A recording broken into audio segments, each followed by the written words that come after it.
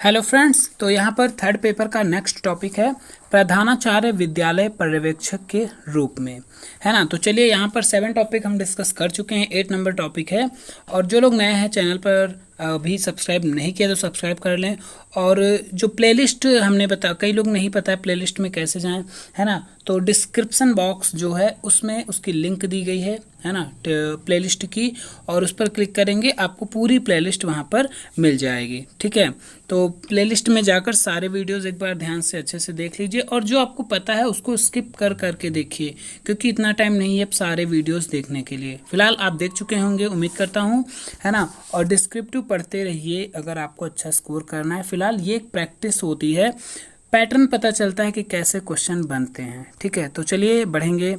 PDF अगर किसी को चाहिए तो वो टेलीग्राम ज्वाइन कर सकता है ना।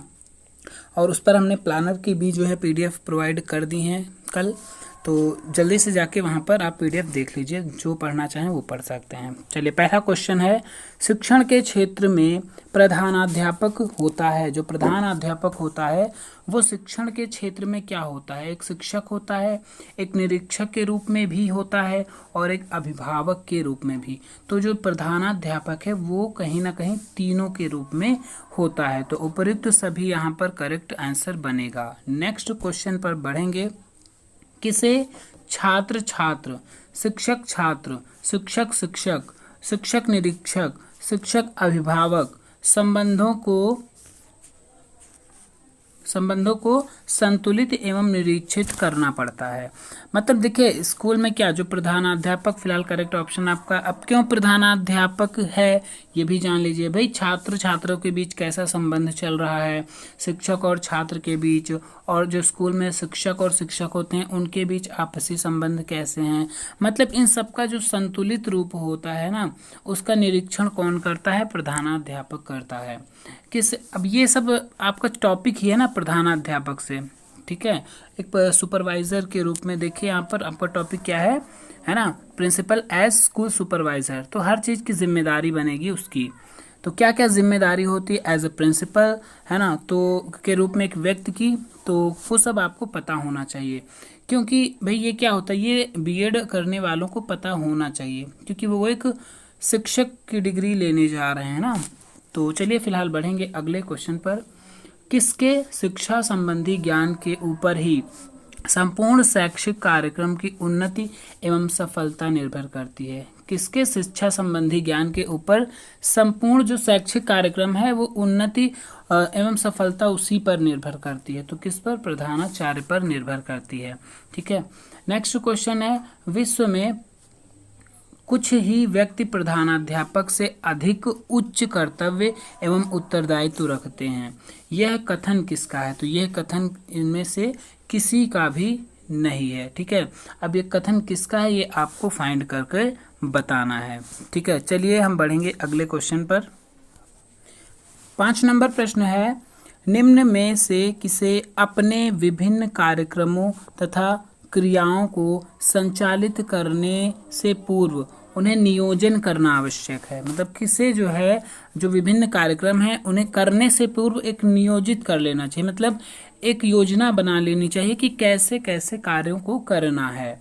तो ठीक है, तो यहाँ पर एक प्रधानाचार्य जो होता है, फिलहाल अब यहाँ पर योजना के अकॉर्डिंग देखिए, ऐसे क्वेश्चन थोड़ा सा डाउटफुल होते हैं, क्योंकि अगर आपके एग्जाम में पूछे जाएंगे, भाई क्लर्क मैनेजर तो चलो नहीं होगा, लेकिन यहाँ शिक्षक और प्रधानाचार्य के रूप में आप डाउटफुल हो सकते हैं, है ना, क्योंकि क्वेश्चन ही वैसा ही बनाया गया।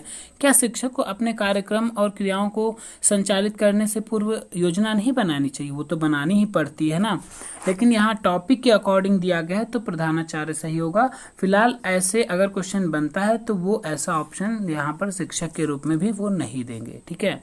तो फिलहाल इतनी समझ होनी चाहिए आप लोगों में। अगले क्वेश्चन की तरफ बढ़ेंगे। प्रधानाध्यापक को नियोजन कितने स्तरों पर करना चाहिए? तो जो प्रधानाचार्य है या प्रधानाध्यापक है उसको नियोजन कितने स्तर पर करना चाहिए? 3 स्तरों पर करना चाहिए, योजना जो बनानी चाहिए। प्रवेश से संबंधित नियमों का निर्धारण कौन करता है? तो प्रवेश से संबंधित नियमों का निर्धारण करता है प्रधानाचार्य। मतलब बालक का प्रवेश किस टाइप, मतलब कैसे लेना है, स्कूल में, तो उसके नियम कौन बनाता है? प्रधानाचार्य बनाता है। जैसे विद्यालयों में टेस्ट होता है ना बच्चों का एडमिशन के समय, प्रवेश के समय, तो वो चीज़ों की बात हो रही है, तो समझ में आ गया होगा। चलिए बढ़ेंगे अगले प्रश्न पर हम। निम्न में से किसे कार्य का विभाजन करते समय उसे शिक्षकों की रुचियों का ध्यान रखना चाहिए? मतलब किसे जो है कार्य का विभाजन करते समय, लाइन को समझिए भाई। यहाँ पर आंसर पहले समझ लीजिए, प्रधानाध्यापक ही है, ठीक। तो यहाँ पर प्रधानाध्यापक को कार्य का, भाई वो स्कूल में कई सारे शिक्षक होते हैं और किस शिक्षक की क्या रुचि है, कौन से, जैसे बालकों की रुचि अलग अलग होती है वैसे शिक्षकों की रुचि भी अलग अलग होती है। किसी को कोई काम पसंद है, किसी को दूसरा सब्जेक्ट पढ़ाना पसंद होता है ना। आप लोगों का भी कुछ ना कुछ फेवरेट सब्जेक्ट होगा, तो उसके अकॉर्डिंग शिक्षक की क्या भूमिका हो, प्रधानाध्यापक का क्या कार्य होता है कि वो कार्य का विभाजन करे उनकी रुचियों के अनुसार। चलिए अगले क्वेश्चन पर हम बढ़ेंगे। यहाँ पर 9 नंबर क्वेश्चन है, किसको कार्य का विभाजन करते समय यह भी ध्यान रखना चाहिए कि सभी अध्यापकों की यथासंभव बराबर कार्य दिया जाए? तो यहाँ पर करेक्ट विकल्प प्रधानाचार्य। अब यहाँ पर जितने भी ऑप्शन, मतलब क्वेश्चन ही वैसे ही बनाए गए हैं ना, तो लेकिन आपको बस क्वेश्चन का पैटर्न समझना है ना। ऐसे ऐसे क्वेश्चन, भाई शिक्षक के भी कुछ स्पेशल कार्य होते हैं, कुछ प्रधानाध्यापक के। तो यहाँ पर प्रधानाध्यापक के कार्यों को सुपरवाइजर के रूप में टॉपिक लिया गया है, तो उसके कार्यों को आप एक बार डिस्क्रिप्टिव पढ़ लेंगे तो वैसे भी ये क्लियर हो जाएगा ये चीज़ें, है ना, कि प्रधानाध्यापक के क्या कार्य होते हैं। चलिए बढ़ेंगे अगले प्रश्न पर हम।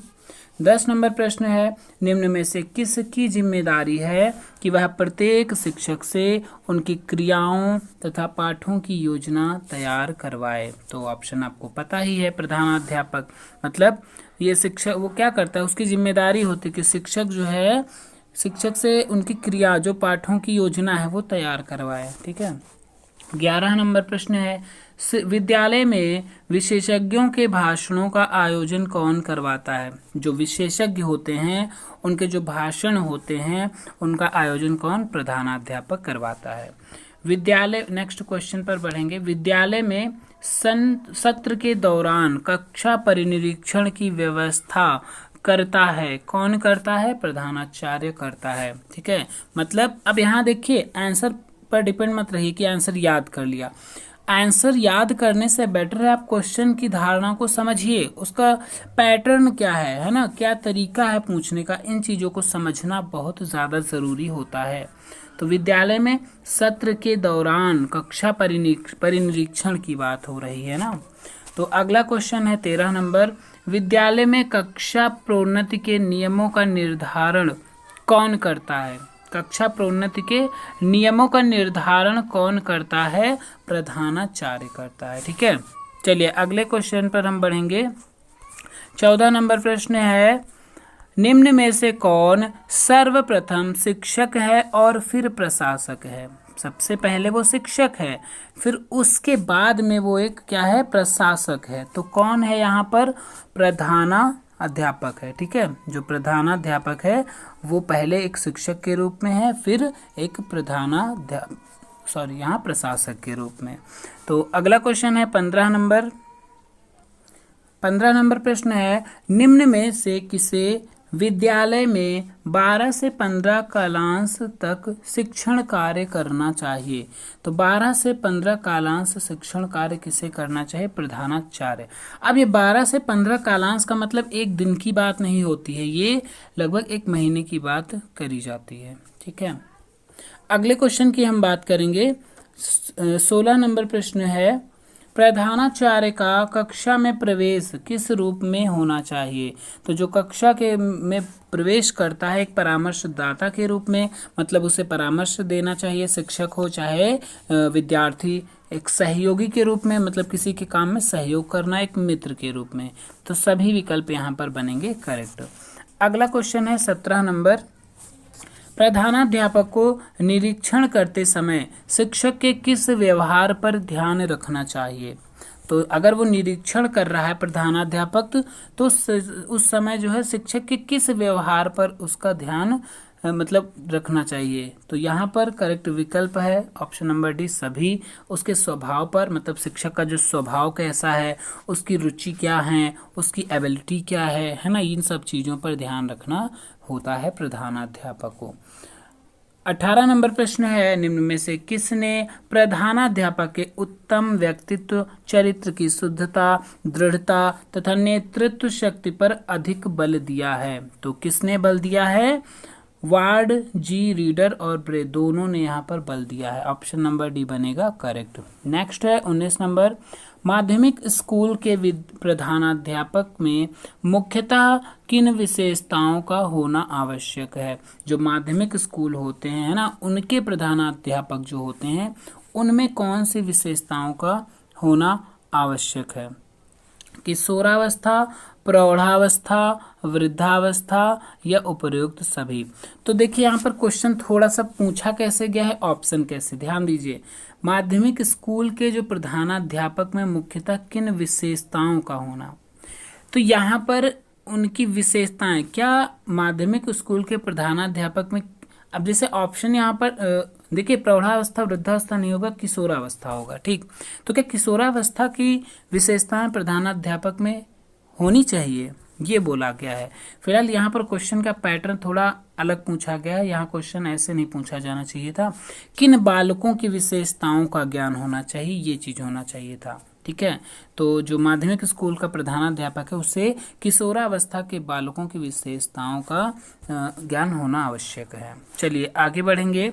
निम्न में से किस स्कूल के प्रधानाचार्य को, अच्छा ये क्वेश्चन क्यों ऐसा है पता है? क्यों किशोरावस्था के उनका ज्ञान होना चाहिए? क्योंकि माध्यमिक स्कूल में किशोरावस्था के बच्चे होते हैं, ठीक है। तो उनकी प्रॉब्लम्स, उनको कैसे सजेस्ट करना है ना, कैसे उनको उनके सहयोग के रूप में भूमिका निभाना है, ये सब चीज़ें अगर ज्ञान मतलब उसको पता है उनकी विशेषताओं के बारे में, तो आसानी से वो बच्चों को हैंडल कर पाएगा और बच्चे भी उसकी बात को समझ पाएंगे।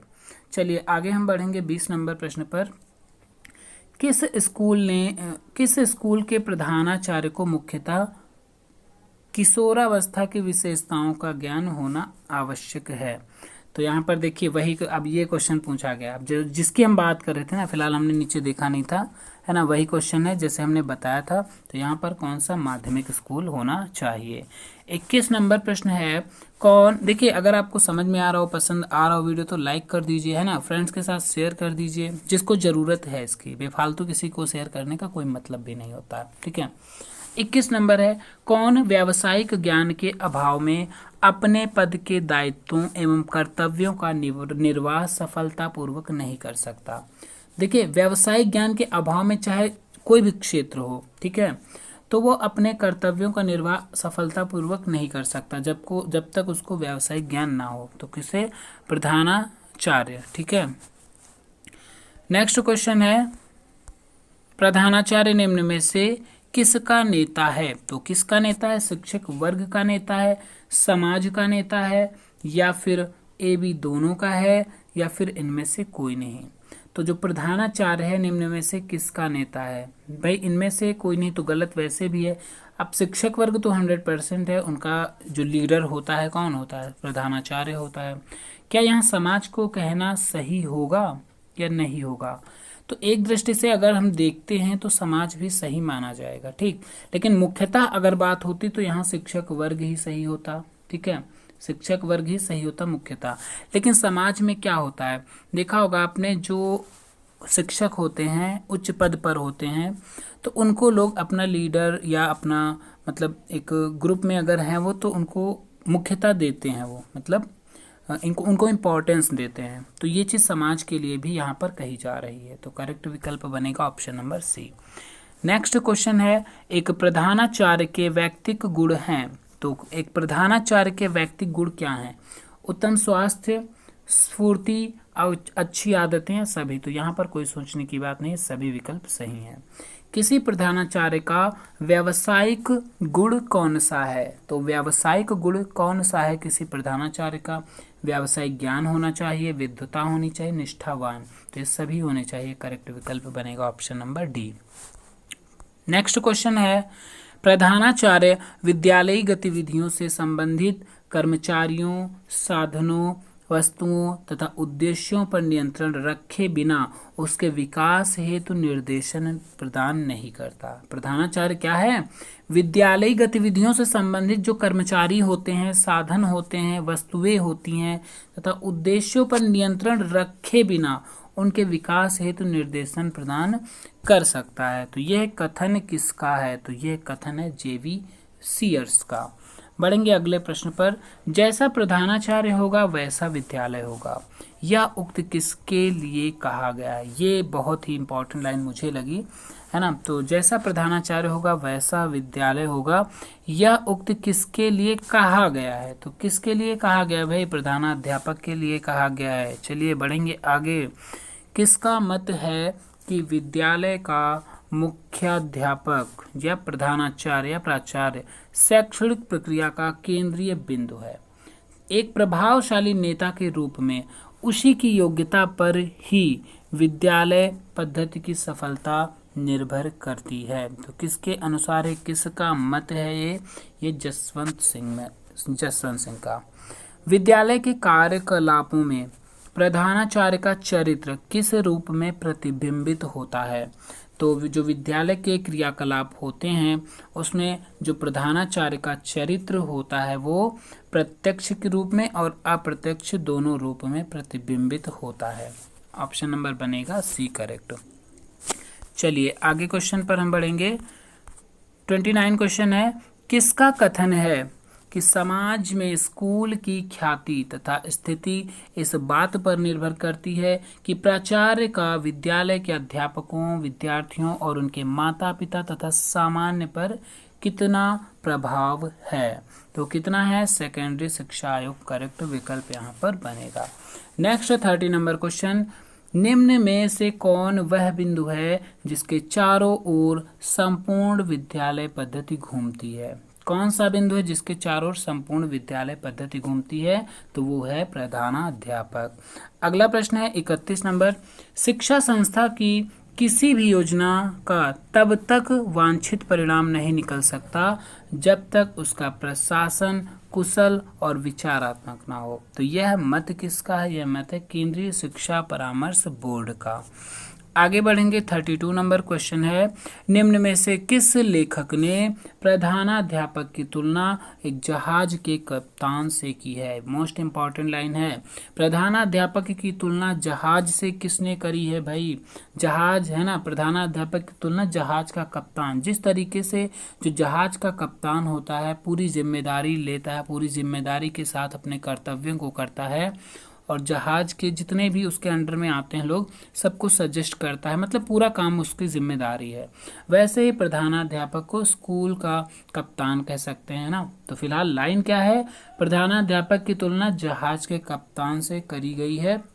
कौन है? WM रायबर ने। किसका मत है? नेक्स्ट किसका मत है? जैसा प्रधानाचार्य होगा वैसा विद्यालय होगा। अभी यहाँ पर ये क्वेश्चन पूछा गया था। फिलहाल हम बढ़ेंगे आगे। घड़ी में जो स्थान बड़े स्प्रिंग का होगा, तो घड़ी में जो स्थान बड़े स्प्रिंग का होगा, मशीन में जो स्थान फ्लाई व्हील का होता है और जहाज में जो स्थान इंजन का होता है, वही स्थान विद्यालय में प्रधानाध्यापक का है। तो यह कथन किसका है? यह है PC रैन का। यह किसका मत है कि सेनाएं निम्न कोटि की नहीं होती बल्कि सेनापति निम्न कोटि के होते हैं? यह बात स्कूलों के लिए भी सत्य है। तो देखिए यहाँ पर क्या कितनी बड़ी लाइन कही गई है, सेनाएं निम्न कोटि की नहीं होती। मतलब जैसे एक प्रधानाध्यापक के लिए कहा गया है कि जो सेनापति होता है अगर उच्च कोटि का है तो उसकी सेना भी उच्च कोटि की होगी, क्योंकि सेनापति उसका नेतृत्व करता है।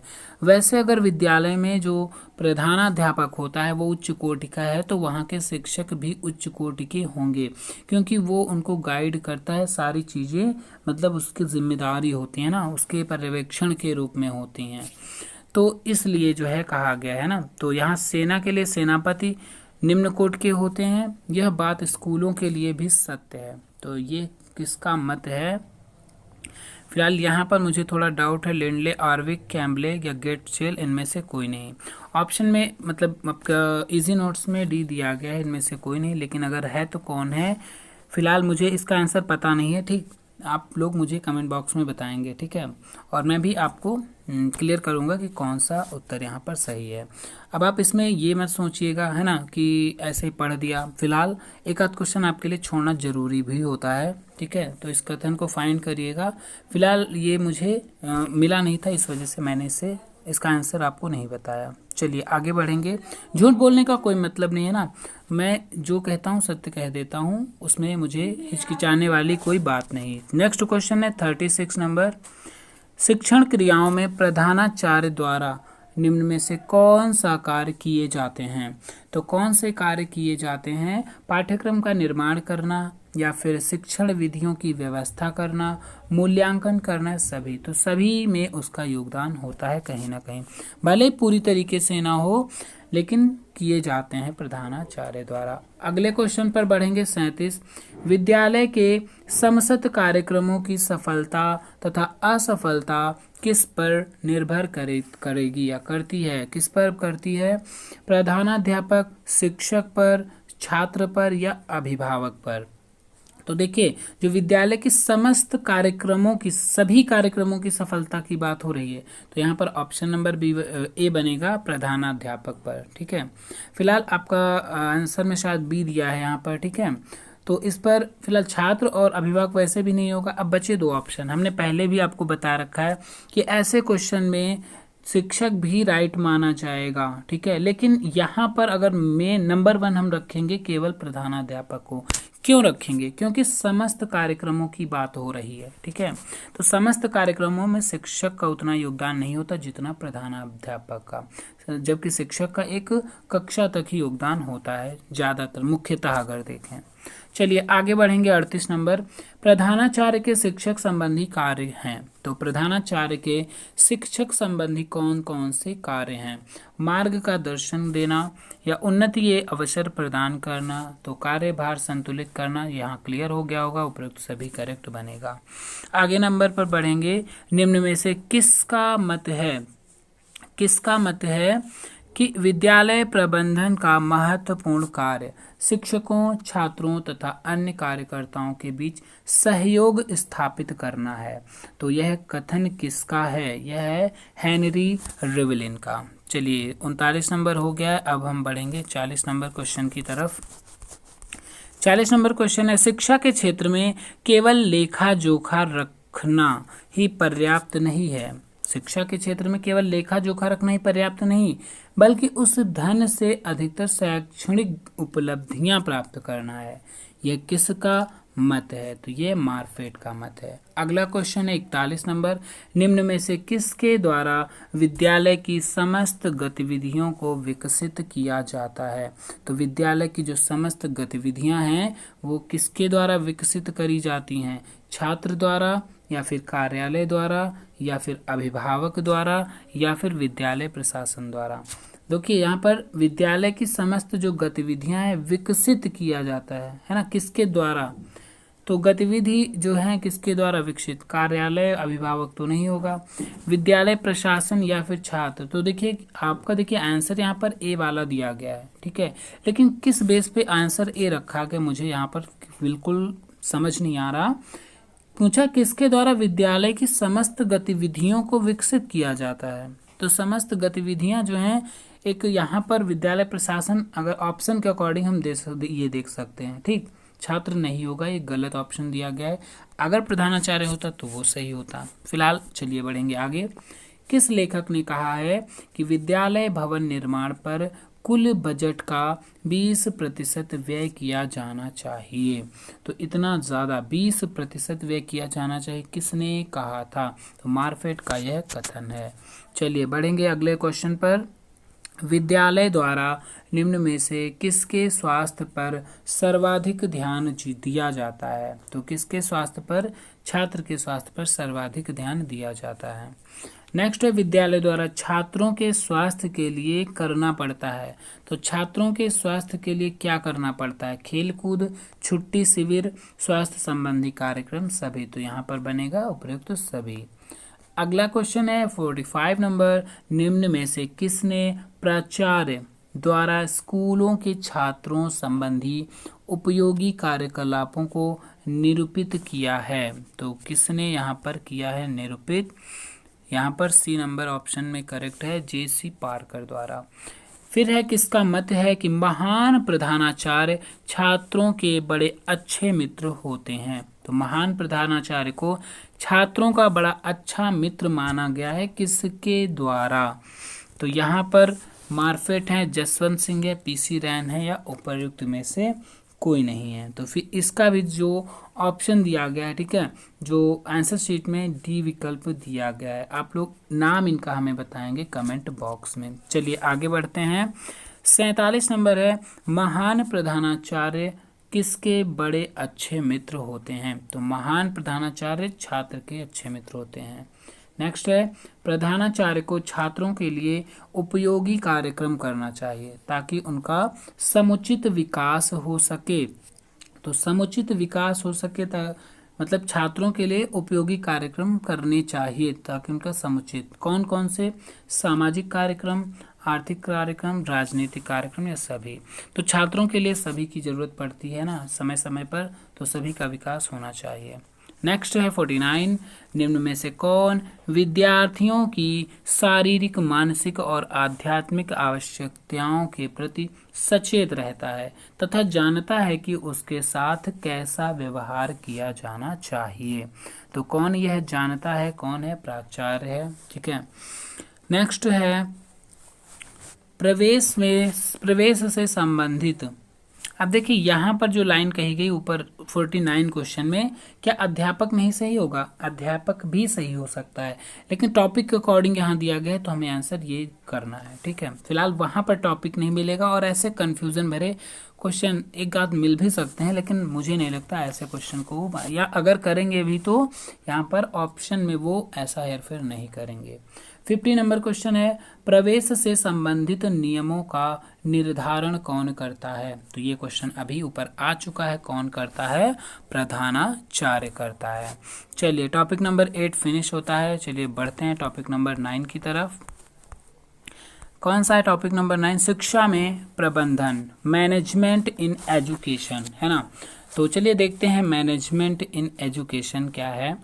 प्रबंधन आधारभूत समन्वय तथा संचालित प्रक्रिया है जिसमें संगठित प्रयास सम्मिलित रहते हैं। प्रबंधन की यह परिभाषा दी गई है। तो प्रबंधन क्या है? आधारभूत समन्वय तथा संचालन संक्रिया है जिसमें संगठित प्रयास सम्मिलित रहते हैं। तो ये कथन है मैकफारलैंड द्वारा दिया गया है। नेक्स्ट है, किसने कहा है प्रबंधन पूर्व निर्धारित उद्देश्यों की प्राप्ति के लिए मानवीय तथा अन्य संस्थाओं का उपयोग करने की सुनिश्चित प्रक्रिया है? तो कौन है इसमें? जॉर्ज टेरी के द्वारा कहा गया है, ठीक। देखिए एक जॉर्ज टेरी अलग है और नेक्स्ट में मिलेगा आपको टैरी। देखिए 3 नंबर क्वेश्चन में टेरी अलग है, टैरी अलग है, ठीक है। तो यहाँ पर देखिए नेक्स्ट है 3 नंबर, प्रबंधन एक विशिष्ट प्रक्रिया है जिसके द्वारा मानवीय तथा अन्य संसाधनों का प्रयोग करते हुए पूर्व निर्धारित उद्देश्यों को प्राप्त करने का प्रयास किया जाता है। तो यह कथन टैरी का है। फिर कथन ही दिया गया है तो इसमें प्रबंधन में उन सभी संगठनात्मक क्रियाओं को सम्मिलित किया जाता है जो उद्देश्य पूर्ति तथा प्राप्ति, मूल्यांकन, कार्य तथा उस कार्यात्मक दर्शन के विकास से संबंधित हैं जो सामाजिक प्रणाली से संगठन के उद्देश्य को सुनिश्चित करती है। तो यह परिभाषा किसके द्वारा दी गई है? हर्बर्ट साइमन के द्वारा दी गई है। अगला क्वेश्चन है प्रबंधन की विशेषताएं। तो क्या है प्रबंधन की विशेषताएं? 5 नंबर क्वेश्चन है। प्रबंधन की विशेषताएं। प्रबंधन एक सोद्देश्य प्रक्रिया है। प्रबंधन कार्य सफलता को बढ़ाता है। प्रबंधन सार्वभौमिकता होती है। ये विशेषताएं हैं, है ना। तो एक इसका उद्देश्य होता है, ये कार्य सफलता को भी बढ़ाता है ना। मैनेजमेंट सभी यहाँ पर करेक्ट होंगे। देखिए एक बात आपको बता देना चाहता हूँ, पेपर जैसे ही होंगे, देखिए आपका इस बार वैकेंसीज आएंगी 100% आएंगी, और जो यूपी टेट या फिर सी टेट होने वाला है ना, 2-3 महीने आगे लग सकते हैं, जब भी होगा देखिए यूपी टेट के जितने भी प्रीवियस 10 वर्षों से हो रहा है यूपी टेट 2011 से, अगर आपको पता हो, और 2011 से लेकर 2019 तक सारे प्रीवियस ईयर के जो क्वेश्चन पेपर हैं उनके सॉल्यूशन हमारे चैनल पर पड़े हैं। उसकी एक प्लेलिस्ट बनी है, ठीक है। तो उसकी प्लेलिस्ट में जाकर, उसकी प्लेलिस्ट जो है फिलहाल अभी आपको कोई ज़रूरत नहीं है ना उसकी, जैसे आपका पेपर होगा आपको प्लेलिस्ट मिल जाएगी, और लास्ट वीडियो में मैं आपको प्लेलिस्ट प्रोवाइड कर उसकी जो है लिंक डिस्क्रिप्शन में डाल दूंगा, ठीक। वो जो है आप वहाँ पर सारे वीडियो अच्छे से देखिए, समझिए, क्योंकि यूपी टेट क्वालिफाई होना बहुत ज़रूरी है अगर आप शिक्षक भर्ती में बैठना चाहते हैं, उसका एग्ज़ाम देना चाहते हैं। तो जुड़े रहिए हमारे चैनल के साथ। फिलहाल अभी मैं यही कहूँगा, क्योंकि अभी तो आपका ये फोकस होना चाहिए इस एग्ज़ाम पर, फिर उसके बाद आपको टेट एग्ज़ाम देना है, ठीक। कहीं और भी देखिए, और कोई भी ऐसा प्लेटफॉर्म शायद ही मिल जाए जहाँ पर आपको सारे यूपी टेट के सॉल्यूशन सारे सब्जेक्ट के मिलेंगे, लेकिन मतलब मिल सके शायद ही, लेकिन यहाँ पर आपको A to Z सारे सब्जेक्ट के सारे सॉल्यूशन मिलेंगे। और आप कमेंट बॉक्स में बताइएगा, हम आगे आपको उसी हिसाब से प्रोवाइड करते रहेंगे। चलिए अगला क्वेश्चन है 6 नंबर, प्रबंधन के विशिष्ट लक्ष्य हैं। तो प्रबंधन के जो विशिष्ट लक्ष्य हैं, एक समन्वित प्रक्रिया है, या क्रिया आधारित होता है, या बहुआयामी होता है, या उपयुक्त सभी। तो सभी यहाँ पर करेक्ट है। नेक्स्ट है, निम्न में प्रबंधन की विशेषताएं हैं। तो प्रबंधन की क्या विशेषताएं हैं? प्रबंधन एक अदृश्य शक्ति है, प्रबंधन मापन योग्य है, प्रबंधन दूसरे के कार्यों पर निर्भर करता है, या उपरोक्त सभी। तो यहाँ पर विकल्प बनेगा उपरोक्त सभी। ये सभी प्रबंधन की विशेषताएं हैं। ये एक अदृश्य शक्ति है, ये मापन योग्य है ना, और ये दूसरे के कार्यों पर भी निर्भर करता है, मैनेजमेंट जो होता है। नेक्स्ट क्वेश्चन है, शिक्षा में प्रयुक्त संसाधन होते हैं। तो शिक्षा में प्रयुक्त संसाधन कौन है? मानवीय संसाधन या भौतिक, या फिर यहाँ पर मानवीय भौतिक मतलब दोनों, यहाँ पर दोनों करेक्ट होगा।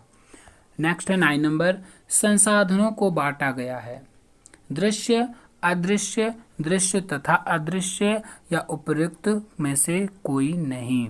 तो दृश्य और अदृश्य संसाधनों को 2 भागों में बांटा गया है। ऑप्शन नंबर सी यहाँ पर बनेगा करेक्ट। अगला क्वेश्चन है 10 नंबर, विद्यालय के प्रबंधन में प्रयुक्त होने वाले संसाधन हैं। तो विद्यालय के प्रबंधन में प्रयुक्त होने वाले मानवीय संसाधन है, भौतिक हैं, दृश्य, अदृश्य, सभी यहाँ पर अभी ऊपर हम डिस्कस कर चुके हैं। ऑप्शन नंबर डी बनेगा करेक्ट। नेक्स्ट है, निम्न में से इनमें किस में प्रबंधन एक नवीन अवधारणा है? शिक्षा में, प्रशासन में, उद्योग, या सभी। तो शिक्षा में जो है प्रबंधन एक नवीन अवधारणा है। 12 नंबर है, शिक्षा में शैक्षिक उद्देश्यों को अच्छे प्रकार से प्राप्त किया जा सकता है। कैसे, किसके द्वारा प्राप्त किया जा सकता है? जो शिक्षा के शैक्षिक उद्देश्य हैं क्या हुए भाई? बालकों का सर्वांगीण विकास करना। तो इस उद्देश्य को अच्छे प्रकार से कैसे प्राप्त किया जा सकता है? प्रबंधन द्वारा, या व्यावसायीकरण द्वारा, निजीकरण, या फिर अनुकरण। तो यहाँ पर प्रबंधन द्वारा करेक्ट विकल्प बनेगा। नेक्स्ट है 13 नंबर प्रश्न, अच्छे विद्यालय संगठन से हमारा तात्पर्य यही है कि संगठन ऐसा हो जिसके द्वारा विद्यालय के विभिन्न अंग प्रत्यंग मिलकर अच्छी शिक्षा प्रदान करने में सक्रिय रहें। ये कथन है डॉक्टर एस माथुर जी का। नेक्स्ट है, शिक्षा में प्रबंधन की मुख्य विशेषताएं। तो प्रबंधन की जो है विशेषताएं आपको याद रखनी है, कैसा होना चाहिए प्रबंधन, है ना। तो उद्देश्यपूर्ण प्रक्रिया जिसमें शिक्षा के उद्देश्यों को प्राप्त किया जाता है, ये तो सही होगा भाई, शिक्षा से जुड़े तो उद्देश्यों की तो प्राप्ति के लिए सब चीज़ की जाती है। फिर है, यह एक सामाजिक प्रक्रिया है, सही है। भौतिक, मानवीय भौतिक संसाधनों के सामूहिक प्रयास का प्रतिफल है। तो करेक्ट विकल्प बनेगा option number D. Next question है, शिक्षा में प्रबंधन का महत्व क्या है? तो शिक्षा में जो प्रबंधन का महत्व है वो क्या है? शिक्षा के सभी स्तरों के लिए बिल्कुल आवश्यक है। प्रबंधन की सफलता विद्यालय के विकास को गति देती है, सही है। शिक्षा में प्रबंधन संगठन आवश्यक है, यानी सभी आवश्यक है, उपरोक्त सभी बनेगा करेक्ट। नेक्स्ट क्वेश्चन पर बढ़ेंगे, शिक्षा में प्रबंधन है, तो शिक्षा में प्रबंधन क्या है? केवल एक कला है, या फिर केवल एक विज्ञान है, या विज्ञान कला दोनों है? तो प्रबंधन जो है विज्ञान और कला दोनों के रूप में माना जाता है। नेक्स्ट क्वेश्चन है 17 नंबर, शिक्षा प्रबंधन के क्षेत्र का विस्तार है। तो शिक्षा प्रबंधन के क्षेत्र का विस्तार है, कैसा है विस्तार, कितना है, देखिए शिक्षा संबंधित तथ्यों, योजनाओं, नीतियों तक, हाँ सभी तक है। शिक्षा की कार्य प्रणालियों तक भी है। कर्मचारियों को दिए गए निर्देशन, निरीक्षण, पर्यवेक्षण, सभी तक जो है शिक्षा प्रबंधन का विस्तार होता है। भाई मैनेजमेंट में सभी आते हैं, कर्मचारी, शिक्षा की कार्य प्रणालियाँ, योजनाएं, नीतियाँ, है ना, पूरा ऊपर से नीचे तक होता है। डी ऑप्शन बनेगा करेक्ट। 18 नंबर पर बढ़ेंगे। शैक्षिक प्रबंधन के क्षेत्र में शामिल है, कौन शामिल है शैक्षिक प्रबंधन के क्षेत्र में?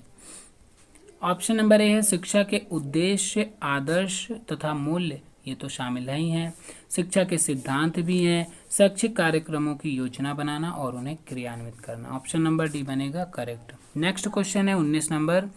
शैक्षिक प्रबंधन कार्यों को मुख्यतः कितने भागों में विभाजित किया गया है? तो जो शैक्षिक प्रबंधन के कार्य हैं उनको 6 भागों में विभाजित किया गया है। 6 भाग आपको डिस्क्रिप्टिव नोट्स में मिल जाएंगे।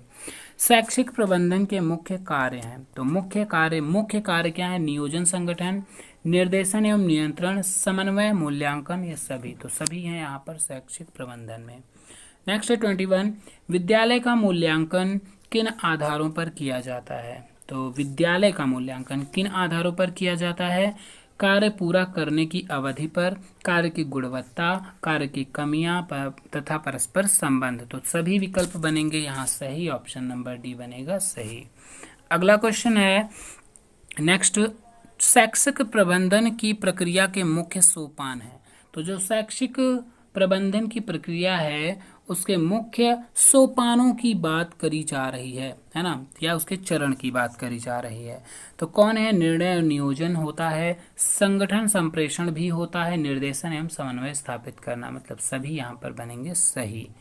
23 नेक्स्ट। शिक्षा प्रशासन तथा शिक्षा प्रबंधन में अंतर। तो शिक्षा प्रशासन और प्रबंधन में क्या अंतर है ये पता होना चाहिए।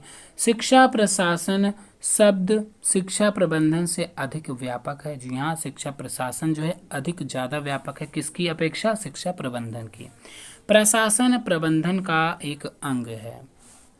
तो यहाँ पर देखिए प्रशासन क्या है? एक प्रबंधन का अंग है। नेक्स्ट है शिक्षा प्रबंधन शिक्षा प्रशासन से श्रेष्ठ है या फिर उपरोक्त सभी। तो यहाँ पर बनेगा उपरोक्त सभी। यहाँ पर मुझे कुछ ऑप्शन डाउट लग रहे हैं, देखिए, क्योंकि शिक्षा प्रशासन शब्द जो है शिक्षा प्रबंधन से अधिक व्यापक, अगर ये व्यापक है तो शिक्षा जो प्रशासन है, प्रशासन वो प्रबंधन का अंग कैसे हो सकता है? फिलहाल इस क्वेश्चन में ऑप्शन मुझे करेक्ट नहीं लग रहे हैं सारे, है ना, तो इसलिए इसको हम यहाँ पर स्किप करेंगे, आगे बढ़ेंगे। अगला क्वेश्चन है 24 नंबर।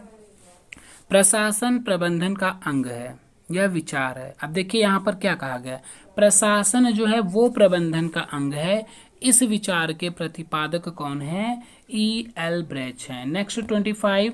प्रशासन को प्रबंध से ऊपर मानने वाले विचारकों में मुख्य कौन है? इन्होंने प्रशासन को प्रबंधन से ऊपर माना है, तो किसने माना है? यहाँ पर स्प्रिंगल ने भी ना माना है, जेसुल्ट ने भी, ओलिवर सोल्डन, तीनों ने माना है प्रशासन को प्रबंधन से उच्च माना है। मतलब प्रशासन एक व्यापक होगा और प्रबंधन उसका एक भाग माना जाएगा। अगला है प्रबंधन शब्द शिक्षा प्रशासन से कहीं अधिक व्यापक है। तो यह कथन किसका है? मतलब यहाँ पर काफी डाउट है, किन्हीं लोगों ने उसको माना है, कई लोगों ने उसको माना है ना। तो 26 नंबर में F.L. ब्रेच ने जो है प्रबंधन शब्द शिक्षा प्रशासन से अधिक व्यापक माना है। 27 नंबर है शिक्षा प्रबंधन की मुख्य दशाएं हैं। अब यहाँ अनुसार की बात करी गई है ना, तो उसके अकॉर्डिंग पूछा गया है, लेकिन जनरली आपको पता होना चाहिए जो माना गया वो चीजें। 27 नंबर है शिक्षा प्रबंधन की मुख्य दशाएं। शैक्षिक नियोजन होना चाहिए, शैक्षिक प्रशासन और शैक्षिक संगठन, ये सब उसकी दशाएं होती हैं। तो देखिए शिक्षा प्रबंधन के अंतर्गत ये सभी चीजें आती हैं, ठीक। शैक्षिक नियोजन, शैक्षिक प्रशासन, शैक्षिक संगठन, ये सभी, तो करेक्ट विकल्प डी बनेगा। 28 नंबर प्रश्न है शैक्षिक प्रबंधन की मुख्य समस्याएं क्या हैं? तो पूरी प्रक्रिया कागजी होना एक मुख्य समस्या है, वित्तीय प्रबंधन होना एक समस्या है, मूलभूत सुविधाओं का अभाव, ये सभी समस्याओं के रूप में यहाँ पर आती हैं। 29 नंबर क्वेश्चन पर बढ़ेंगे। शैक्षिक प्रबंधन के मुख्य सिद्धांत, तो मुख्य सिद्धांत कौन कौन से हैं? उद्देश्य पूर्ण क्रिया का सिद्धांत होता है, सहयोग का भी होता है, सहभागिता का भी, सभी यहाँ पर करेक्ट बनेंगे। शैक्षिक प्रबंधन की आवश्यकता एवं महत्व किन कारणों से, किस लिए है इसकी प्रबंधन की आवश्यकता? तो यहाँ पर कुशल मानव संस्थाओं की संपूर्ति के कारण होता है, ये सही है। शिक्षा की गुणात्मक उन्नति के कारण भी शैक्षिक प्रबंधन की आवश्यकता होती है ना, और सामाजिक मांग की संपूर्ति के कारण, मतलब सभी यहाँ पर बनेंगे विकल्प सही। 31 नंबर प्रश्न है, शैक्षिक प्रबंधन को प्रभावित करने वाले मुख्य कारक कौन है? मतलब किस किस का प्रभाव शैक्षिक प्रबंधन पर पड़ता है? तो किसका पड़ता है? ऐतिहासिक सामाजिक कारकों का, आर्थिक सांस्कृतिक कारकों का, राजनैतिक कारकों का, यहाँ पर पड़ेगा सभी का प्रभाव शैक्षिक प्रबंधन पर। नेक्स्ट है, एक अच्छे प्रबंधन की क्या विशेषताएं पाई जाती हैं? जो एक अच्छा प्रबंधक होता है, अब प्रबंधक तो जानते ही होंगे ना कि स्कूल में प्रधानाचार्य के अलावा प्रबंधक भी होता है ना, ये प्राइवेट स्कूल में आपने सुना होगा ना। तो प्रबंधक में क्या विशेषताएं पाई जाती हैं? तो जो प्रबंधक होता है उसमें क्या क्या विशेषताएं होती हैं? शारीरिक और मानसिक रूप से स्वस्थ होना चाहिए, सैद्धांतिक स्वच्छता होनी चाहिए, दृढ़ता और लोचशीलता का समन्वय भी होना चाहिए। तो करेक्ट विकल्प बनेगा उपयुक्त सभी यहाँ पर, ठीक है। तो टॉपिक नंबर नेक्स्ट भी फिनिश होता है ना। अब टॉपिक नंबर 10 है विद्यालय प्रबंधन, ठीक है। तो जो स्कूल मैनेजमेंट है, अभी हम शैक्षिक प्रबंधन की बात कर रहे थे, है ना, कि जो पूरा एक व्यापक शब्द था। अब यहाँ विद्यालय प्रबंधन मतलब एक विद्यालय तक सीमित रहेंगे हम, ठीक है। तो चलिए इसको हम डिस्कस करते हैं। तो अगला टॉपिक है हमारा विद्यालय प्रबंधन, स्कूल मैनेजमेंट, ठीक है। तो चलिए इसको देखते हैं, काफ़ी लंबा टॉपिक है और इसमें देखिए, चलिए जब टाइम आएगा तो हम बताएंगे क्या चीज़ हमें बतानी थी। पहला क्वेश्चन है, शैक्षिक प्रशासन में प्रबंधन संबंधित है। अगर शैक्षिक प्रशासन में बात करें तो प्रबंधन किससे संबंधित है? कक्षा से, विद्यालय से, शिक्षा विभाग या समाज? तो जो शैक्षिक प्रशासन है वो विद्यालय से संबंधित है यहाँ पर, मतलब शैक्षिक प्रशासन में प्रबंधन की बात हो रही है, ठीक। तो प्रबंधन विद्यालय से संबंधित है। नेक्स्ट है, प्रबंधन को परिभाषित करते हुए किसने कहा है कि प्रबंध अन्य व्यक्तियों से कार्य करने की युक्ति है? तो किसने कहा है? सर चार्ल्स रेनॉल्ड ने। नेक्स्ट है, किसने कहा है कि विद्यालय प्रबंध वह कला है, विद्यालय प्रबंध वह कला है जिसे कला है जिसके द्वारा विद्यालय संबंधी मानवीय तथा भौतिक तत्वों को इस ढंग से व्यवस्थित किया जाता है ताकि शिक्षा के उद्देश्यों को प्राप्त किया जा सके। मतलब विद्यालय प्रबंध, मतलब यहाँ पर विद्यालय प्रबंध का टॉपिक है ना, तो इस किसने कहा कि एक कला है जिसके द्वारा विद्यालय संबंधी मानवीय और भौतिक तत्व, मानवीय भौतिक तत्व क्या, आगे के दो टॉपिक आपके इसी से संबंधित हैं। फिलहाल मानवीय भौतिक तत्व इजी रहेगा, कोई डिफिकल्ट नहीं है ना। इस ढंग से व्यवस्थित किया जाता है कि शिक्षा के सभी उद्देश्यों को प्राप्त किया जा सके। तो यहाँ पर किरनाओ, ओवंस, फॉलेट या इनमें से कोई नहीं।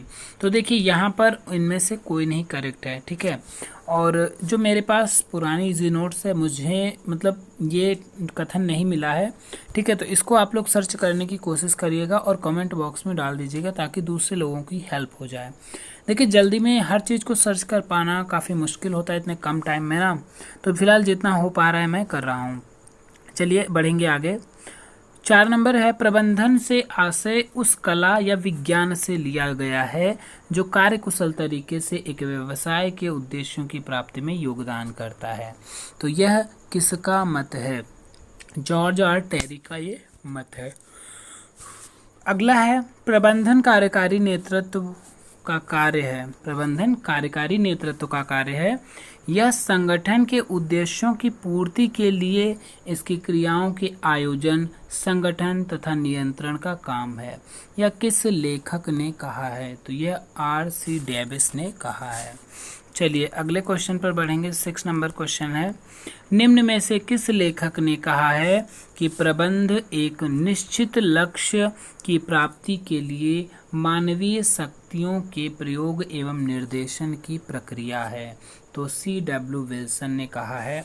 नेक्स्ट है, निम्न में से किसने, अब देखिए यहाँ पर ये जो कथन होते हैं, मैं बार बार कहता हूँ, आप इनके चक्कर में मत पड़िए, जो आपको याद है ठीक है, इनके नए चीज़ों के चक्कर में मत पड़िए, बाकी सारी चीज़ कवर कर लीजिए। तो प्रबंधन एक बहुउद्देशित तत्व है जो कि एक व्यवसाय का प्रबंध करता है। प्रबंधकों का प्रबंध करता है तथा कार्य करने वाले का प्रबंध करता है। तो किसका कथन है? ये हेनरी फेयोल का। नेक्स्ट है, शैक्षिक प्रबंध निम्न में से किस पर आधारित है? तो जो शैक्षिक प्रबंध है शिक्षा व्यवस्था पर आधारित है। नेक्स्ट है, मतलब दोनों सही विकल्प बनेंगे। निम्न में से कौन शिक्षा प्रबंध का आयाम है?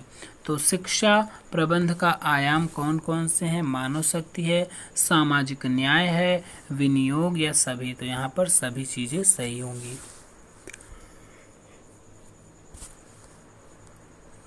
नेक्स्ट क्वेश्चन है, निम्न में से कौन शिक्षा प्रबंधन का आयाम नहीं है? तो यहाँ पर नहीं पूछा गया है, ठीक है। तो देखिए अभी ऊपर क्या पूछा गया था, कौन सा शिक्षा प्रबंधन का आयाम है ना। तो देखिए कॉमन इसमें कौन सा था भाई? सभी थे। तो यहाँ पर सामाजिक न्याय कॉमन है, तो सामाजिक न्याय है, तो है ना। और मानव शक्ति विनियोग, यहाँ पर और कुछ नहीं है ना। सामाजिक मांग, समन्वित और या फिर सामाजिक आंदोलन, तो यहाँ पर जो है सामाजिक आंदोलन इसका वो नहीं होगा, इसका आयाम। नेक्स्ट है, निम्न में से कौन शिक्षा तथा प्रशिक्षण से प्रशिक्षित व्यक्ति नहीं है? शिक्षा और प्रशिक्षण से प्रशिक्षित कौन नहीं है? मजदूर, इंजीनियर, डॉक्टर या शिक्षक। तो आपको पता होगा मजदूर जो है शिक्षा तथा प्रशिक्षण से प्रशिक्षित नहीं होता है। नेक्स्ट है, विद्यालय निम्न में से किसका केंद्र है? तो विद्यालय समाज सेवा का केंद्र है या आंदोलन का केंद्र है, क्रांति या सभी। तो विद्यालय किसका? समाज सेवा का केंद्र है, ना कि इन दोनों का। नेक्स्ट क्वेश्चन है 30 नंबर, एक अच्छे विद्यालय का मुख्य उद्देश्य क्या होता है? विद्यालय को सामुदायिक केंद्र बनाना या फिर एकजुटता को सिखाना या फिर विद्यालय में सहयोग की भावना लाना। तो ये सभी सही होंगे। नेक्स्ट है 14 नंबर, प्रबंध शब्द का प्रयोग सर्वप्रथम किस क्षेत्र में हुआ था? तो उद्योग के क्षेत्र में सबसे पहले प्रबंध का प्रयोग हुआ था। नेक्स्ट है, विद्यालय प्रबंध की संकल्पना कब प्रारंभ हुई थी? तो इसकी संकल्पना आधुनिक समय में ही प्रारंभ हुई थी, ना कि 5वीं सदी या मध्यकाल में। 16 नंबर प्रश्न है, शिक्षण संस्थाओं को धार्मिक विचारधाराओं से कब जोड़ा गया? तो जो शिक्षण संस्थाएं उनको धार्मिक विचारधारा से मध्यकाल में जोड़ा गया था, है ना। जैसे मकतब, मदरसा, है ना, तो इनको धार्मिक विचारधाराओं से जोड़ा गया था। मध्यकाल में शिक्षण संस्थाओं से संबंधित नीतियां कौन बनाता था? तो शिक्षण संबंधित नीतियां कौन? स्थानीय समुदाय, धार्मिक या राजा या सभी। तो यहाँ सभी लोग बनाते थे। 18 नंबर है, शिक्षा केंद्रों की स्थापना कब हुई? तो शिक्षा केंद्रों की स्थापना सबसे पहली बार हुई थी बौद्ध काल में, क्योंकि वैदिक काल इसलिए नहीं हुआ क्योंकि वहाँ पर आश्रम वगैरह थे ना। जो शिक्षा केंद्र थे, है ना, जो नालंदा विश्वविद्यालय, तक्षशिला, है ना, ये सब कहाँ? बौद्ध काल से संबंधित हैं। 19 नंबर क्वेश्चन है, बौद्ध काल में शिक्षण संस्थाओं की व्यवस्थाओं का समस्त व्यय कौन वहन करता था? तो समस्त व्यय कौन? राजा या नवाब वहन करता था। नेक्स्ट है 20 नंबर, निम्न में से किस काल में शिक्षा केंद्र रूप आश्रमों का प्रचलन था? केंद्र के रूप में आश्रमों का भाई किसमें प्रचलन था?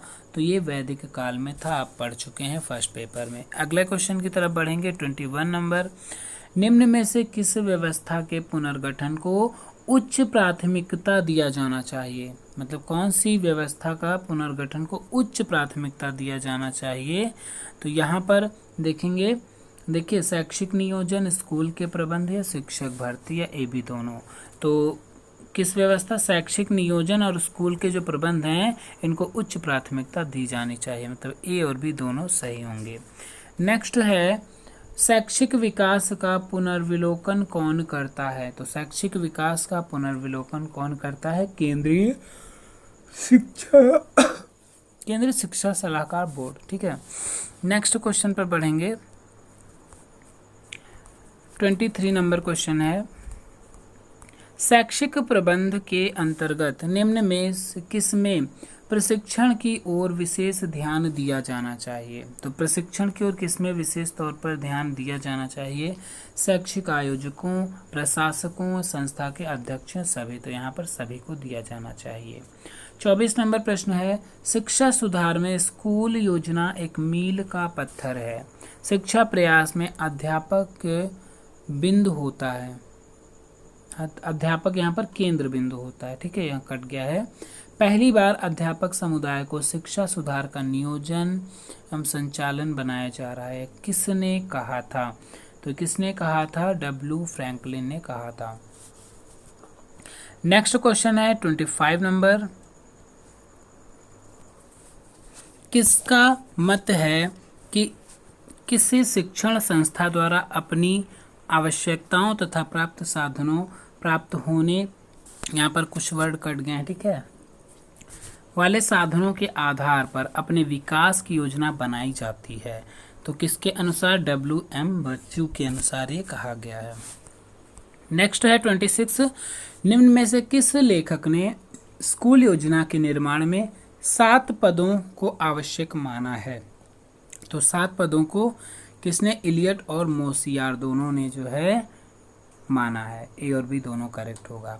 किस शिक्षा शास्त्री ने कहा है जिन परिस्थितियों में व्यक्ति की क्षमताओं को पूर्ण उपयोग हेतु प्रोत्साहित किया जा सकता है उसके लिए आवश्यक है कि कार्यक्रमों के निर्माण उनका सहयोग मिले और तब वह परिस्थितियां व्यक्ति को स्व अभिव्यक्ति हेतु प्रोत्साहित करेंगी। तो ऑर्डवे टीड ने ऐसा कहा है। नेक्स्ट, शिक्षा तथा प्रशिक्षण से प्रशिक्षित व्यक्ति कौन है, डॉक्टर, शिक्षक, इंजीनियर। तो यहाँ सभी होंगे। 28 नंबर, देखिए आप लोग टेंशन में ना रहिए, क्योंकि देखिए पहली बार जब कोई ऑब्जेक्टिव पेपर होता है तो इजी होता है पेपर, ठीक है। अगर यही पैटर्न बार बार होता तो थोड़ा पेपर टफ बनाने का मतलब वो चलन हो जाता। लेकिन जब कोई भी पेपर अभी तक रिकॉर्ड रहा है, फर्स्ट टाइम जब ऑब्जेक्टिव बनाया जाता है तो पेपर को बहुत ही डीपली नहीं रखा जाता है ना, पेपर इजी आता है। तो परेशान मत होना, बस अपनी पढ़ाई को जारी करते रहना। तो 28 कंप्लीट हो गया है। 29 क्वेश्चन देखेंगे। 29 क्वेश्चन है नेतृत्व का परस्पर व्यवहार की क्रिया सिद्धांत को विकसित करके किस लेखक ने सर्वाधिक योगदान दिया है। तो किसने सर्वाधिक योगदान दिया, होमन्स ने सर्वाधिक योगदान दिया है। प्रबंध प्रक्रिया के विभिन्न तत्वों को कितने भागों में वर्गीकृत किया गया है। तो कितने भागों में वर्गीकृत किया गया है, देखिए यहाँ पर क्या है, आंसर शीट में कुछ क्वेश्चन जो लास्ट वाली लाइन है कट चुकी है, ठीक है। तो वो ध्यान करिएगा, 10, 20, 30, 40, 50 है ना। जो मुझे पता है वो मैं आपको बता दूंगा, ठीक, और जो नहीं एग्जैक्ट क्लियर है मैं उनको छोड़ दूंगा। तो इससे परेशान आप मत होना, और अगर आपको लग रहा है कि ये सही है तो बेस्ट है, ठीक है, बहुत बढ़िया है। तो यहाँ पर चलिए हम बढ़ेंगे आगे। नेक्स्ट क्वेश्चन है विद्यालय योजना का क्षेत्र है। तो विद्यालय योजना का क्षेत्र क्या है, भौतिक, शैक्षिक, राजनीतिक या ए बी दोनों। तो भौतिक और शैक्षिक विद्यालय योजना के क्षेत्र होते हैं। प्रबंध योजना तैयार करने में आवश्यक होता है। तो प्रबंध योजना को तैयार करने में क्या आवश्यक होता है, योजना की अवधि, योजना का क्षेत्र या योजना हेतु बजट बनाना है, सभी। तो सही विकल्प यहाँ पर डी वाला बनेगा। 33 नंबर क्वेश्चन है विद्यालय क्रियाओं के नियोजन में प्रमुख भूमिका होती है। मतलब किसकी प्रमुख भूमिका होती है विद्यालय के क्रियाओं के नियोजन में, मतलब उसकी योजना, इसकी प्लानिंग करने में। तो उसमें प्रधानाध्यापक की महत्वपूर्ण भूमिका होती है। चलिए अगला क्वेश्चन है 34। प्रधानाध्यापक नेता होता है विद्यालय फिर यह समाज का या दोनों का? तो ये सभी विकल्प सही। इसको अभी देखिए हमने जो ऊपर टॉपिक डिस्कस किया था पहले वाला, उसमें सारे क्वेश्चन, कुछ क्वेश्चन इससे मिलते जुलते हैं ना। तो अगला क्वेश्चन है विद्यालय स्वस्थ अथवा अस्वस्थ, नैतिक एवं भौतिक परिस्थितियों में संपन्न अथवा विपन्न, अच्छे अथवा बुरे होते हैं, जबकि प्रधानाध्यापक योग्य, उत्साही, उच्च आदर्शपूर्ण अथवा इनके प्रतिकूल होते हैं। यह किसने कहा था? तो किसने? पीसी रैन ने कहा था।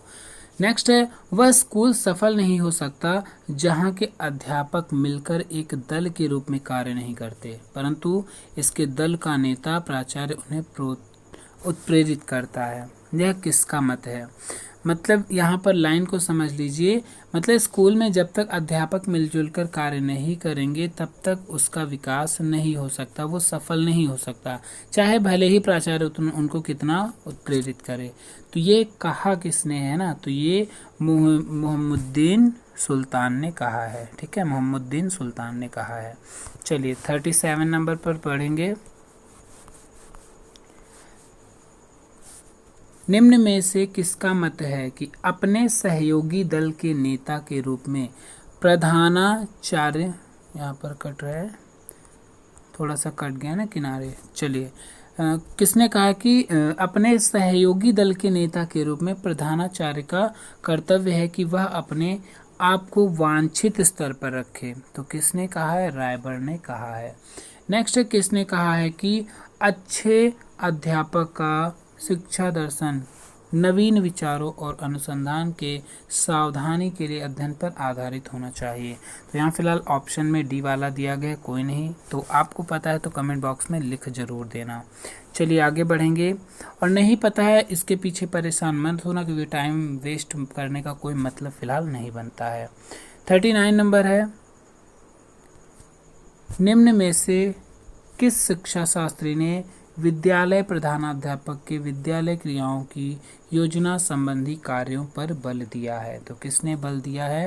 यहाँ पर प्रो, लांबा और ग्राफ, इन दोनों ने बल दिया है। नेक्स्ट क्वेश्चन है 40 नंबर। संपूर्ण योजना बनाते समय प्रधानाध्यापक को कौन सा दृष्टिकोण नहीं अपनाना चाहिए? है ना? तो कौन सा दृष्टिकोण नहीं अपनाना चाहिए? यहाँ पर फिलहाल इसका आंसर कट था, उस साइड में मैंने बताया था राइट साइड में कट है।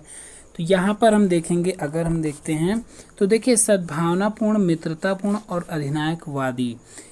कह रहा है संपूर्ण योजना अगर बनाता है कोई प्रधान अध्यापक तो कौन सा दृष्टिकोण नहीं अपनाना चाहिए?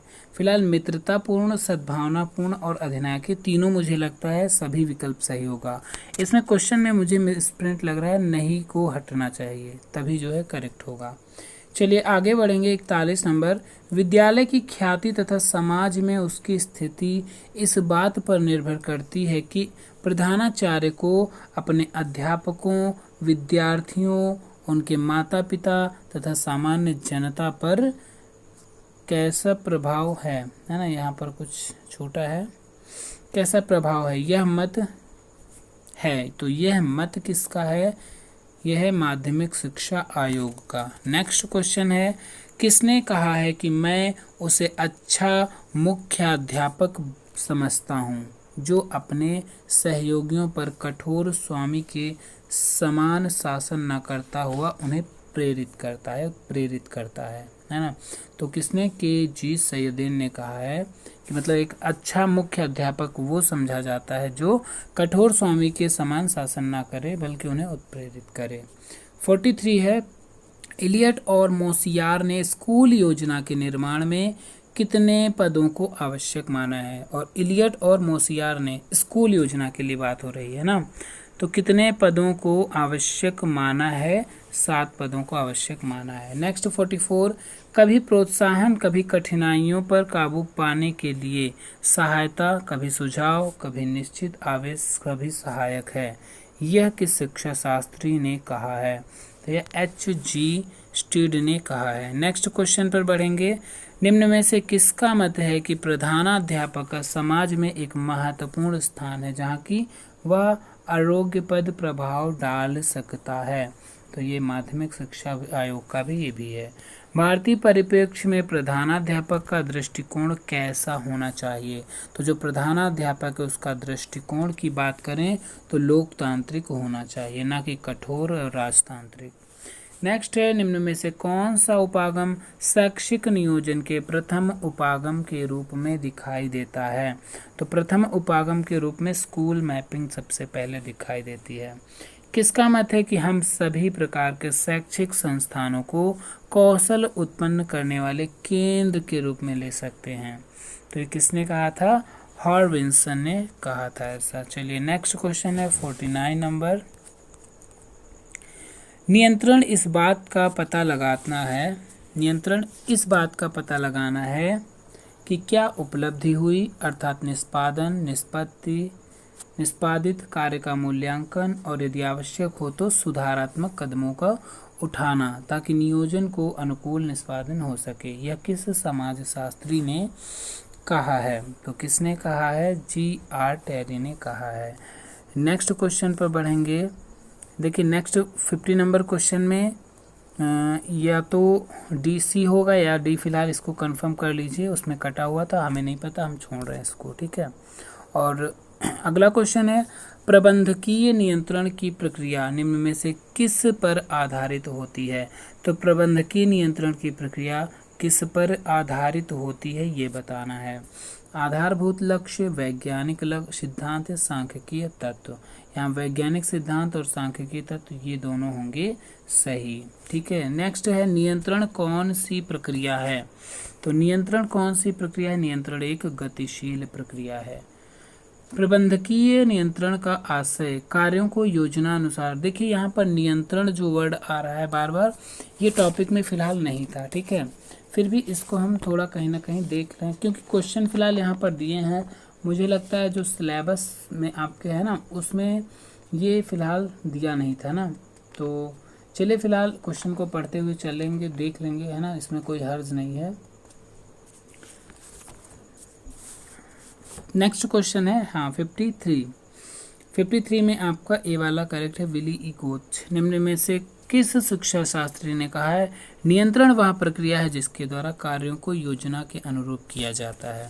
तो योजना के अनुरूप किया जाता है, डेल हैनिंग ने ऐसा कहा है। नेक्स्ट क्वेश्चन है 55 नंबर। अगला क्वेश्चन है, वास्तविक निष्पादन एवं प्रमापों को मिलाकर अथवा उनकी तुलना करके क्या ज्ञात किया जाता है? तो क्या ज्ञात किया जाता है? विचलन को ज्ञात किया जाता है। नेक्स्ट है, अब यहाँ पर देखिए ये चीज़ जो क्वेश्चन पूछा गया सेकंड पेपर से रिलेटेड कर दिया गया है। यहाँ पर जो इस जगह के क्वेश्चन मेरे हिसाब से बिल्कुल भी इम्पोर्टेंट नहीं है इस पेपर में, क्योंकि नियंत्रण को भी टॉपिक में मैंने फिलहाल सिलेबस में कहीं देखा नहीं जहाँ तक मुझे याद है। 56 नंबर है, निम्न में से किस शिक्षा शास्त्री ने नियंत्रण प्रक्रिया में 3 स्तर बताए हैं? तो 3 स्तर किसने? जेम्स एल पियर्स ने बताए हैं। नेक्स्ट है 57 नंबर। जेम्स एल पियर्स के अनुसार नियंत्रण प्रक्रिया का स्तर है, तो 3 स्तर इन्होंने बताए हैं। कौन सा है यहाँ पर? फिलहाल तीनों स्तर दिए गए हैं, सभी करेक्ट होगा। नियोजन करना, वास्तविक कार्यों की तुलना करके रिपोर्ट देना, निर्णयात्मक करना। नेक्स्ट है, एडवर्ड एम एंथोनी के अनुसार नियंत्रण प्रक्रिया का स्तर है, तो नियंत्रण प्रक्रिया का लक्ष्य, पद्धति, जांच ये सभी हैं। किस लेखक के अनुसार नियंत्रण प्रक्रिया 5 स्तरों से युक्त होती है? तो नियंत्रण प्रक्रिया 5 स्तरों से युक्त होती है जूरन के अनुसार। नियंत्रण प्रक्रिया का तत्व माना गया है, तो नियंत्रण प्रक्रिया का तत्व किसे माना गया है? प्रमापों का निर्धारण करना। नेक्स्ट है 61। जूरन के मतानुसार नियंत्रण प्रक्रिया किस स्तर से मुक्त होनी चाहिए? तो माप की इकाइयों की परिभाषा से मुक्त होनी चाहिए, नियंत्रण के बिंदुओं के चयन से, निर्णयानुसार कार्य करना। तो सभी विकल्प यहाँ पर बनेंगे सही। 62 नंबर है, निम्न में से कौन समय अथवा धन की इकाइयों में निर्धारित किए जा सकते हैं अथवा निर्देशकों के रूप में निश्चित किए जा सकते हैं? तो प्रमाप के रूप में किए जा सकते हैं। अगला क्वेश्चन है 63 नंबर। मानदंड निश्चित करने से अभिप्राय उन उन मानों से है जिनके आधार पर मापा जाता है। किसे? वास्तविक परिणाम को मापा जाता है। नियंत्रण प्रक्रिया के किस चरण में सुधारात्मक कदम सम्मिलित हैं? तो सुधारात्मक कदम किसमें? चतुर्थ चरण में सम्मिलित हैं, जो नियंत्रण प्रक्रिया के चरण हैं। ठीक है, फिलहाल इस नियंत्रण का टॉपिक इसमें हमें मिला नहीं है ना। तो इस टॉपिक में अगर हम देखें तो नियंत्रण बिल्कुल कोई देखने की जरूरत नहीं है। फिलहाल क्वेश्चन है यहाँ पर, हम एक बार नज़र डालेंगे बस। प्रबंधकीय नियंत्रण में किसका नियंत्रण किया जाता है? तो प्रबंधकीय नियंत्रण में व्यक्ति का नियंत्रण किया जाता है। व्यक्तिगत अवलोकन करते समय लगता है कि बाह्य तथा बाह्य रूप में यह एक अकुशल पद्धति दिखलाई देती है, किंतु अधीनस्थ की क्रियाओं के नियंत्रण की कोई अन्य विधि इसके स्थान पर प्रयुक्त नहीं की जा सकती। तो यह है किसने कहा है? ये कहा है थियो हैमन ने। ऑप्शन नंबर ए इसमें बनेगा करेक्ट। 67 है, निम्न में से कौन आत्मनियंत्रण और स्वतः नियंत्रण की सर्वश्रेष्ठ विधि है? आत्मनियंत्रण और स्वतः नियंत्रण की सर्वश्रेष्ठ विधि कौन सी है? अभिप्रेरणा होती है सर्वश्रेष्ठ विधि, न कि अनुशासन, अवलोकन, न निष्पक्षता। 68 है, निम्न में से कौन सी प्रविधि दैनिक कार्यों के निष्पादन में कर्मचारियों का मार्गदर्शन करती है और उनको नियंत्रित ढंग से ही कार्य करने के लिए बाध्य करती है? तो कौन करता है? नीतिगत प्रविधि करती है। नेक्स्ट है, प्रबंधकों के लिए कौन सा नियंत्रण करने का एक महत्वपूर्ण साधन है? तो कौन है? बजट नियंत्रित प्रविधि। नेक्स्ट है, एक प्रधानाचार्य को अधिक से अधिक कितने दिन तक छुट्टी कर सकता है? तो फिलहाल यहाँ पर ऐसा प्रेजेंट टाइम के अकॉर्डिंग देखें तो मुझे इसमें डाउट है, और फिलहाल इसका आंसर यहाँ पर कट था, और मुझे इस क्वेश्चन में थोड़ा सा मतलब ये क्वेश्चन क्लियर कोई तरीके से नहीं हो पाएगा। ठीक है, क्योंकि प्रधानाचार्य अधिक से अधिक कितने दिन की छुट्टी कर सकता है, समय के अकॉर्डिंग ये हो सकता है ना, कितने महीने का पूछा गया, कितने दिन का पूछा है ना, ये चीज़ हो सकती है क्वेश्चन के अकॉर्डिंग। तो चलिए फिलहाल यहाँ पर टॉपिक फिनिश होता है। अगले वीडियो में मिलेंगे हम नेक्स्ट टॉपिक लेकर, टॉपिक नंबर 11। देखिए टोटल यहाँ पर टॉपिक 16 है ना, जल्दी से जल्दी हम इसको कवर करके फिर सेकंड पेपर में जो या तो फोर्थ आगे बढ़ेंगे फोर्थ पेपर में, या तो सेकंड पेपर में जो टॉपिक रह गए थे केंद्रीय प्रवृत्ति की माप, क्योंकि कई लोग बोल रहे हैं कि वो करवा दीजिए, तो उसको फिलहाल ज़रूर करवाना है। वहाँ से जो मार्क्स मिलेंगे, मतलब कई लोगों को उसमें प्रॉब्लम भी होगी क्योंकि वो मैथमेटिक्स से रिलेटेड टॉपिक है ना। तो चलिए मिलेंगे नेक्स्ट वीडियो में।